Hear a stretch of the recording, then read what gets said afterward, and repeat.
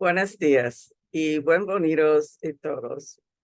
Good morning and welcome, everyone. Welcome to a community dedicated to providing spiritual tools for living a happy and full life.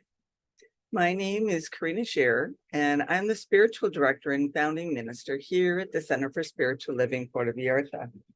If you would like to join us for the live Zoom meeting, please contact me so I can send you the link and the password, or you can check on our website, www.cslpv.org, and you'll find the link on the weekly talk section. So today is Sunday, July 23rd, 2023. And boy, did we have a storm here last night. You wouldn't know it this morning, but there was no power, no lights, no fans, very hot and humid, water running in under the doors, chaos. But it looked pretty, watching the rivers flow down the streets. Kind of reminds me of living out loud. The storm was certainly doing that last night. So our topic for this year is living out loud. And the topic for this month of July is speaking truth to circumstance. The topic this week is the wise warrior. So once again, I'd like to truly welcome everyone, including those that are new to our teaching. Whether you are here on the live Zoom call, watching the replay at a later date, or joining us in person, you are always welcome here. And we teach a philosophy that honors all faith traditions. So whatever path you are on, know that it is the right one for you.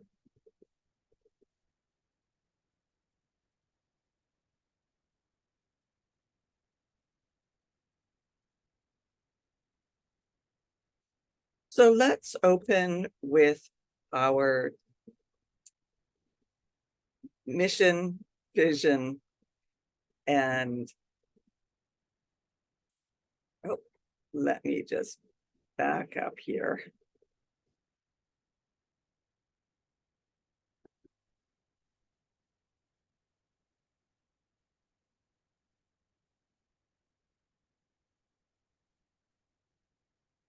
Sorry, having some technical difficulties here.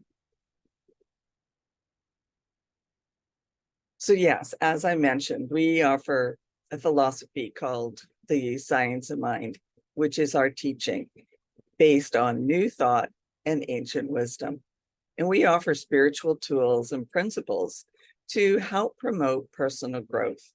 And we honor diversity in all aspects so that we can see and appreciate the great oneness that exists everywhere and with everyone. Dr. Ernest Holmes was asked to provide a concise definition of this teaching, and he had replied, "It is a correlation of laws of science, opinions of philosophy, and revelations of religion applied to human needs and aspirations." So if you would like to have a one-on-one connection for a spiritual mind treatment to assist you with whatever changes are going on in your life or changes you would like to have in your life, then please connect with me and we'll be sure to set up an appointment. And if you would like to commit to being a member of the Center for Spiritual Living Puerto Vallarta for this current year, or if you would like to be on our board of trustees, then please contact me as well so that you can be sent the application form. I'd also like to remind you to like and subscribe to our YouTube channel and our Facebook page. And if you're interested in learning more about the Science of Mind teaching, we'll be offering new courses starting in September, including the practitioner's second year studies. as well as many other courses, including some in Spanish. So all of that can be found on our website as well. We'll also have a few interesting workshops coming up later this year. So check for those if that might be something of interest to you. Or if you have an idea for a workshop or a book study, then please connect with me so that we can put that on our schedule as well. So now let's together review our purpose, vision, and mission statements. We have a grand purpose here each week, and that is to awaken and celebrate diversity and to love and serve our community. We do this by means of our vision, which is creating the life you desire. This is supported by our mission to provide spiritual tools for personal growth and transformation. If you would like to know anything more about these and want to read the expanded version, then you can check on our website as well.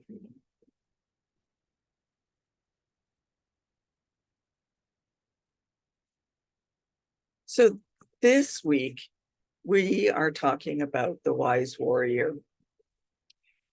And the wise warrior is focused and does not get ensnarled by smallness. They are going for greatness. Like the well-trained martial artist, when the wise warrior walks into the bar of life, no one picks a fight with them. Their presence is enough. And circumstances are never the truth. So today we'll look at what it means to being an authentic, spirit-centered, spiritual warrior. The Greek philosopher Plotinus said, "I do not argue, I contemplate. And as I contemplate, I let fall the seeds of thought into the mirror of mind, which then becomes the mirror of matter." And the way of the world is the unpeaceful, unwise warrior. The wise warrior is already anchored in peace and poise. They're focused on what needs to happen without needing to fight. They recognize that all is one already. All they bring is a recentering into that oneness. As Ernest Holmes said, one alone in consciousness with the infinite constitutes a complete majority. So let's look at what else Ernest has to say. He said, "Error is ever a coward before truth and cannot hide itself from reality, which sees through everything, encompasses all, and penetrates even the prison walls of the mind when its clear effulgence."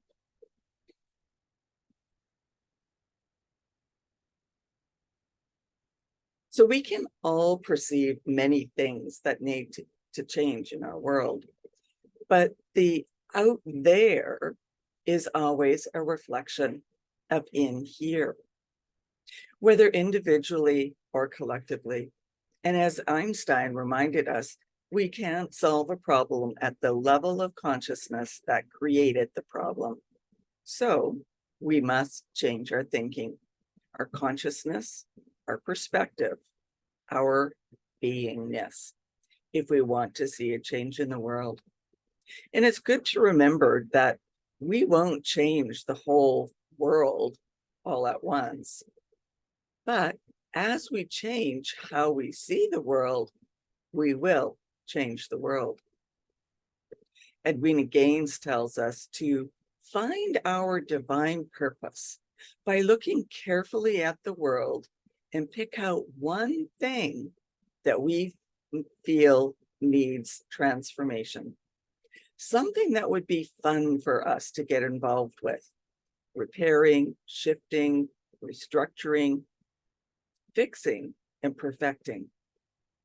Notice fun, the spiritual quality of joy. And if we bring a consciousness of martyrdom and sacrifice, we will taint what shows up. And next, we make a 100% commitment to the healing of the situation. We bring the principles of being spiritual beings, consciously manifesting something fresh and new. Principle is not bound by precedents, and neither are we, unless we believe we are. So John Thompson said this: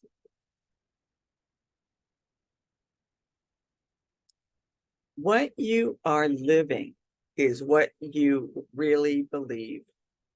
Whatever we are seeking, we cannot have anyway, because the law of mind keeps taking from us that which we are seeking. We only have what we are.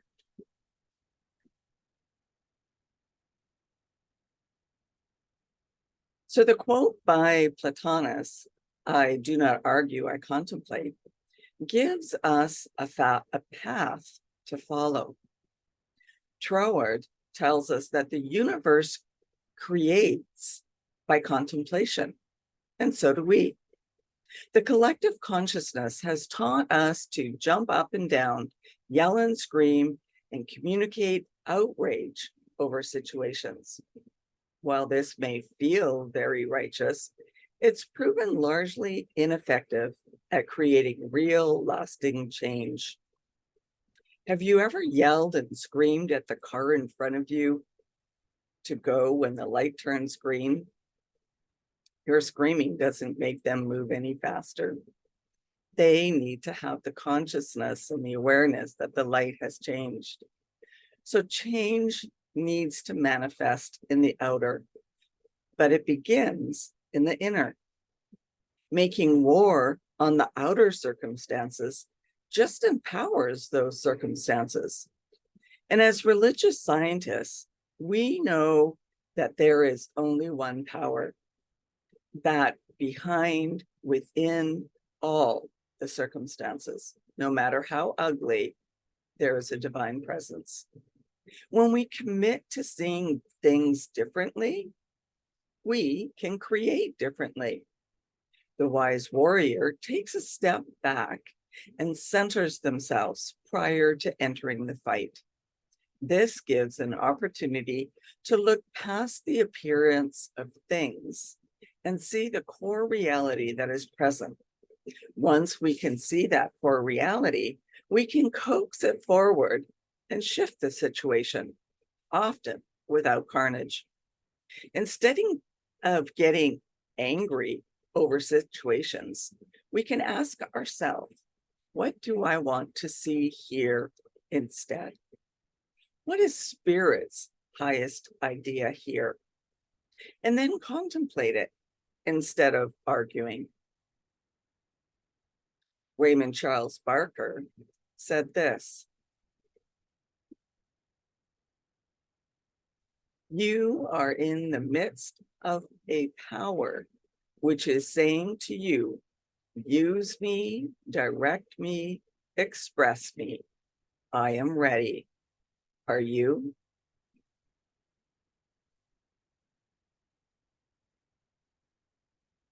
So in the book, Yes, You Can Change the World, Aman Madwani, who also wrote the book, Creating a World That Works for Everyone, he invites us to follow a path. The path is an invitation to change how we see the world. We are invited to see the intrinsic worth of every person we encounter. This alone shifts our interpersonal relationships, and the world is made of relationships. Then he invites us to these focus practices. So focus not on how little time we have, but on how to make the most of what little time we have with every person. and focus not on what you see on the outside of a person, but on the person within. See both the pain and the potential within. Focus not on what's wrong with a person, but on what makes them right. See their inner strength within their weakness. We are invited to become the change we want to see in the world. And it may seem a small thing in the face of what appears to be overwhelming challenges, yet every change starts small and grows. Think of the seeds thrown out by various plants, like the dandelion. A few tiny plants can soon occupy a whole hillside or front yard. We know that we are one, all interconnected. Thus, seeing the intrinsic worth of each person can create a change that sets off a ripple effect. Here's a quote from Aman. He said, "Love and compassion, the way we traditionally think about them, will not change the world. Love isn't something you think about. It isn't something you do. It is who you are."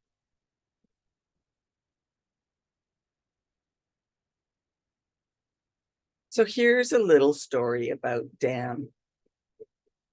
He was a world-class trampolining gymnast attending college at the University of California, Berkeley.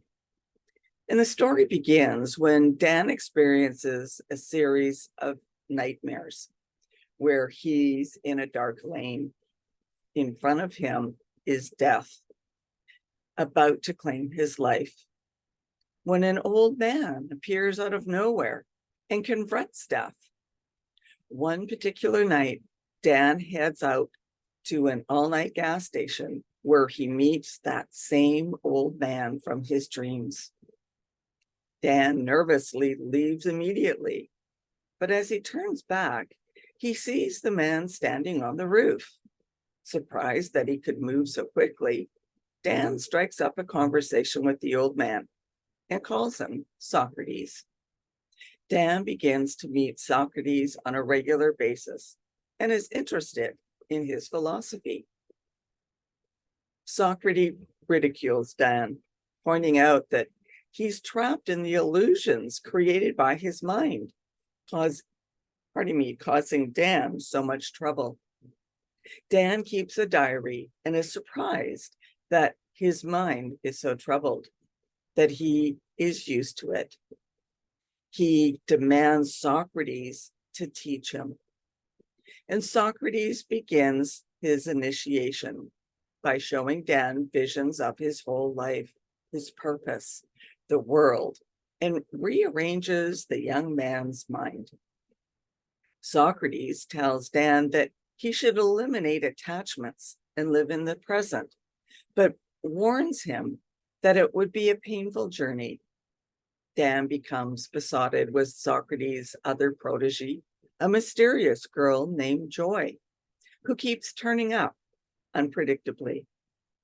A few weeks later, Dan suffers an accident where his right leg is fractured badly, and Socrates arrives and accelerates Dan's healing process.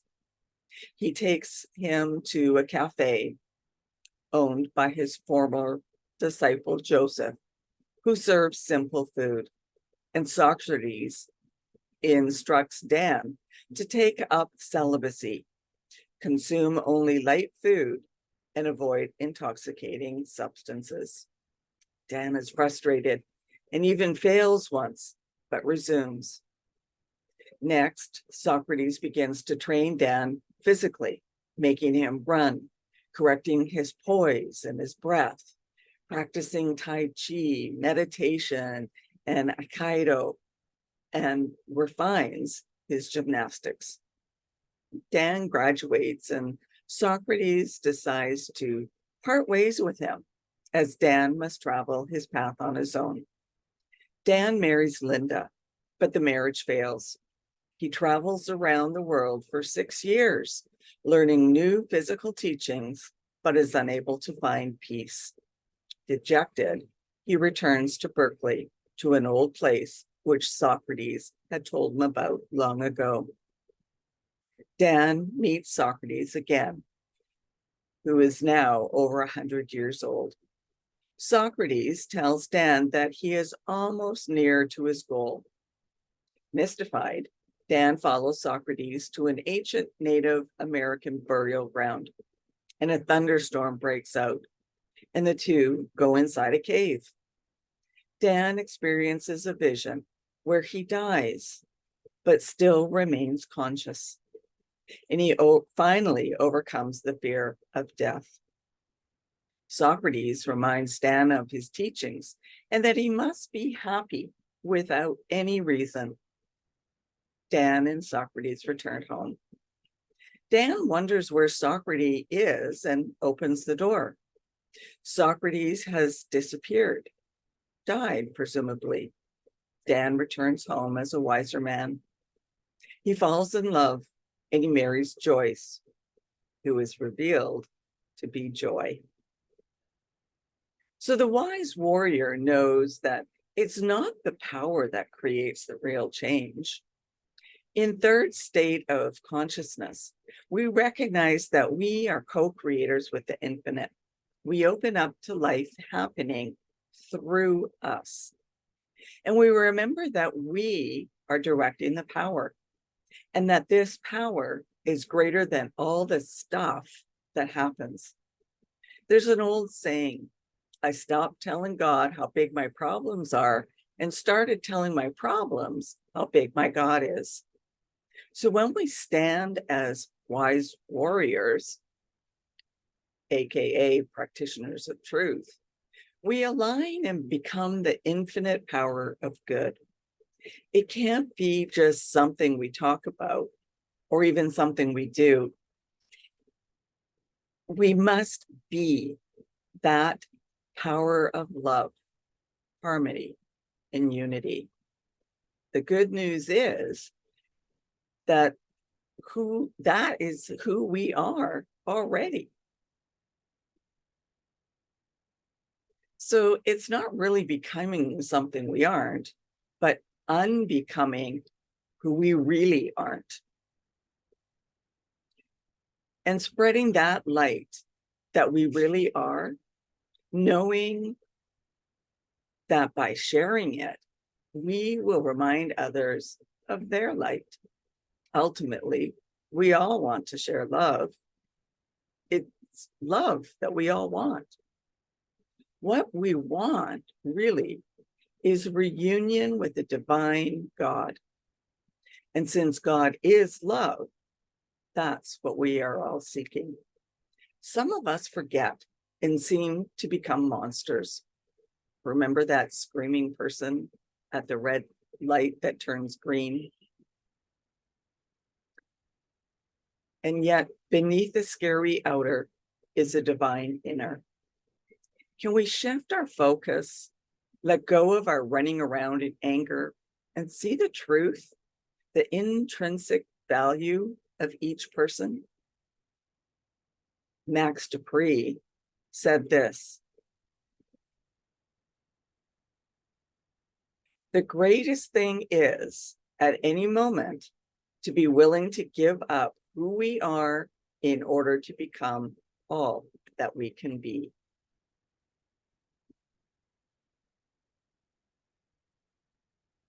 So here's some signs that you are a spiritual warrior. Number 1, love is at the core of your actions. So you treat others with kindness to brighten their day, not to make it worse. Number 2, you are concerned only with the truth. Number 3, you can face your fears. 4, you are resilient when life knocks you down. You don't allow external circumstances to shake your spirit. 5, nothing stops you, even when times get tough. 6, you follow your heart. 7, You constantly try to understand yourself more, having a sense of self-awareness. 8, you are kind and considerate of others. 9, you take care of your mind and your body. And finally, 10, you are carefully managing your energy to avoid burnout and dissatisfaction. So we can no longer hide in our little cave of safety. The world is too interconnected in form, mirroring the interconnection we are in being. When we stand up against the monsters, we find that the monsters are really within each of us. Just as the Hindu idea of Indra's net, where we are all jewels at the interconnection of strands of the web of life, all mirror all. We find that we really are interconnected. But that's the good news. That means that each of us can change. All of us change, whether perceptively or not. Like the bamboo that takes years of tiny growth before it bursts forth in massive growth, our willingness to be agents of spirit, wise warriors, practitioners of truth, creates change. It may not happen as fast as our instant gratification egos want, but it is happening. Our only question is this: will we take up the cause and be participants in the evolutionary change being called forth? Or will we pretend that there's nothing we can do and hide until change washes away our comfy shelter? We have tools of change, principles, practices, and methods, which equip us to be mighty warriors. Like Kali, whom we spoke about last week, we are equipped with the tools for the job, so let's use them. And I'll leave you with this quote.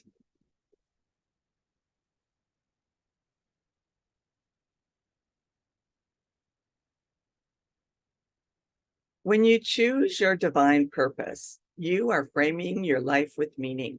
You are also taking an important step in your spiritual development to demonstrate to yourself that you have the power to affect change, that you are bigger, stronger, more powerful, and more creative than you thought. And that brings us to our affirmation for this week. I stand in the power and wholeness of spirit that I am.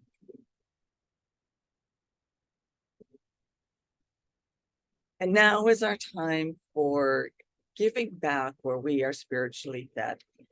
Donations are gratefully received through either PayPal or Tithely on our website, www.cslpv.org. Or if you would like to send a paper check, you can do so by addressing it to CSLPV number 403, 2125 Birch Road, Kelowna, BC, B1Y8M1. And now if you would like to join me in our offertory affirmation. I know that my giving blesses and multiplies all that I am, all that I have, and all that I give and receive. I do give eternal thanks for the abundance that is mine to share. So thank you for coming and sharing this time together. And let's continue with practicing peace. We can each be a force for peace and nonviolence. Our words and our actions create ripples of peace all around us. Peaceful living includes acting with compassion, kindness, and consideration. And it also includes standing up against injustice. So may peace and love be with you. Blessings. Namaste.